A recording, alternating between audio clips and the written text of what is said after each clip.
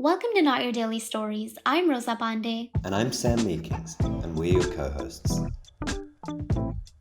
In our new series, The Written Word, Narrative Fiction and Nonfiction Storytelling, we are bringing together storytellers to share their work with us. This episode, we'll hear from Safae Daoudi, a first-year student at Northwestern University in Qatar. In her free time, Safae enjoys reading and writing, and her favorite genre is historical fiction. This is her story, Diamond Traffic.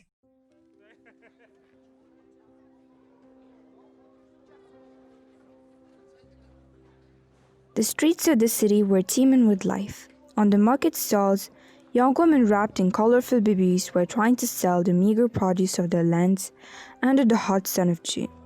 The heat became more and more torrid, and the merchants hunted with a weary and monotonous gesture the cluster of flies fluttering around.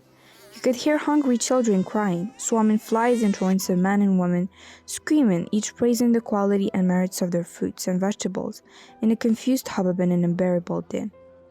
We are in Uganda, more precisely in the capital city, Kampala. A young girl who looked 16 or so came to the market every day, carrying a boy and child, a basket of vegetables and fruits on her head. She had only recently arrived, helpless and inexperienced. With this one child in this huge city, where the strongest did not hesitate to attack the most vulnerable. She seemed indifferent to these dangers, determined, assiduous and meticulous in her work, watching both the baby who cried every time and serving the few customers who often bought their products out of pity. Not that they were of poor quality, since recently rumors surrounded the girl. She often had to contend with insulting remarks, mocking whispers of the saleswoman, or the vicious, often perverse looks of the man in the market. Nobody knew her story nor experienced her pain, and yet they judged her.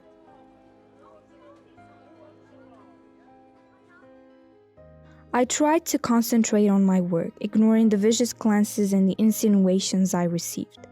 I blamed myself for coming here, but I had no other choice, and it was my responsibility to protect my little brother. In Liberia, tensions are growing stronger, and the diamond war has had disastrous consequences. If I had stayed here, God knows what would have happened to me. Maybe I would have been raped or killed in a minor revolt. Uganda was no longer safe. Here my pride and dignity are attacked. I'm treated poorly, and I am constantly humiliated. But at least I am safe, and I can raise my little brother and watch him become a sturdy little man. At this thought, I smiled dreamily and was quickly back to reality when the dry and authoritative voice of a client interpellated me. I hastened to serve him while holding Amadou in my arms. It was the only memory left of my family.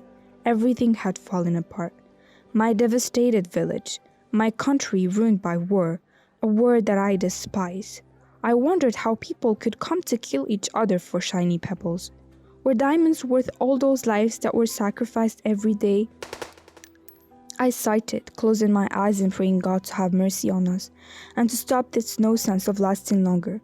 Yet I know that even if peace shall return, I will not be able to see my mother's serene face again, and I will certainly forever miss the warmth of my family home. That was Safae Daoudi sharing her story, Diamond Traffic. Thank you for listening. If you'd like to share your work, fiction, non-fiction, short stories, essays, poems, anything you've written, please get in touch with us. You can email the Daily Q at u.northwestern.edu, DM us on Instagram and Twitter at yourtdq, or reach us via Facebook at the Daily Q. That's all for today. We hope you'll join us next time for another episode in our new series, The Written Word, Narrative Fiction and Nonfiction Storytelling by Not Your Daily Stories. This episode was produced by Rosa Pandey, co-hosted by Rosa Pandey and Sam Meekins, with storytelling by Safae Daoudi, editing by Syed Ali Ahsan, and graphics and artwork by Ahmed Jassim.